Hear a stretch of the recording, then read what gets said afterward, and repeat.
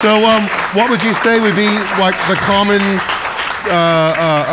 mis-ideas people get about a transgender person? Oh, I would say number one, that they think we do this all for like a sexual thing. I mean, for me, the reason I look the way I do, and I'm going to be very honest, was my father had a stack of Playboys next to his bed, and my mother left when I was 10, so I didn't have any female role models. Okay. So I thought Playboy was like the ultimate thing, you know, big boobs, big blonde hair, and he always watched porn, you know, and so I thought that was an ideal woman. Now, as I've gotten older, I realized that ideal women, you know, are different. You know, they come in all different shapes, sizes, colors, and, you know, but I tend to gravitate towards, you know, a more over-the-top look.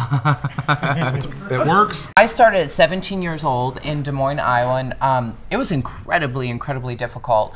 My dad was a basketball coach, and Really? I have 3 brothers, and I was number 3, and we were all born within 4 years.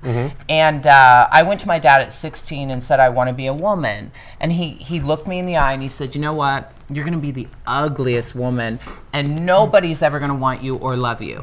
Wow. Now, you can words of encouragement. Yeah, right. But you're talking Midwestern, Bible Belt, chugging beer and watching the Playboy channel. That was my dad. Okay. And so you either go one or two ways. You either fall apart emotionally, or you say, I'm going to prove him wrong. Right.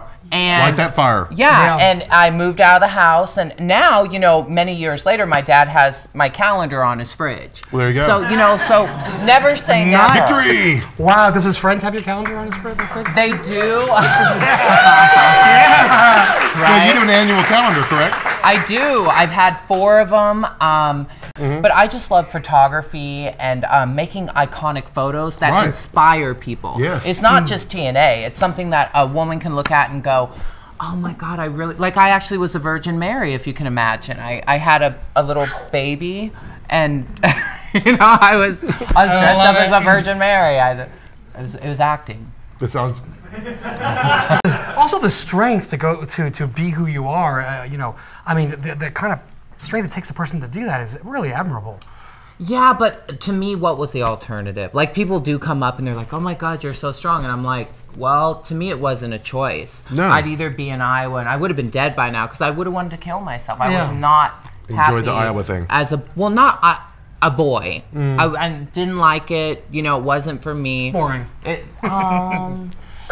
Yeah, it just, you know, it just wasn't me. I was talking to someone about this. They were like, what was your boy name? You know, everyone always wants to know what your boy name is. And I said, have you ever thought that when you get a puppy, and you know, when you first get a puppy, a lot of people have the name for it. You don't know its personality, and a lot of people just give a baby a name. And I feel that my name had more meaning because I earned it. Does that make sense? I thought about it. Like, my mother's name was Sandra, and I love Greek mythology, and I have 4 brothers, and Cassandra was one of, you know, 3 sisters or 4 sisters. You know, like, there's real meaning behind it.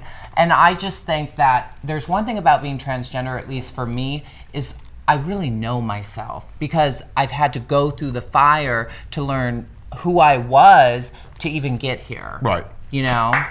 Yeah. Any advice to people who are thinking of transitioning? Or? Yeah, first of all, do your homework. Any successful person, what they usually do is they surround themselves with people who are more successful. So if you're just starting out, you should get to know the girls or the guys ahead of you who you admire. And go up to them and befriend them. And I mean, I can't tell you, for like 4 years, as a performer, I want to be a good performer. So I went to the best drag queen in my city, and I carried her bags for 4 years. There you go. And people don't know that. I lived with her, you know, I did the dishes, and I learned what a rhinestone was. And, you know, that's just what you do. And honestly, my sexuality, I had many girlfriends who were escorts because I loved how they had that desirability. So you just need to surround yourself with the people you want to be like. And listen. That's good advice. Listen. Yeah. Yeah. Yeah, and now I want to be like you. I want to be a talk show. I'm working really hard at it. Thanks. Are you hard? Oh, you know always. I don't know how far I can go Such a hot piece like you, how could I not be? Oh yeah, you would just probe into those people, you know?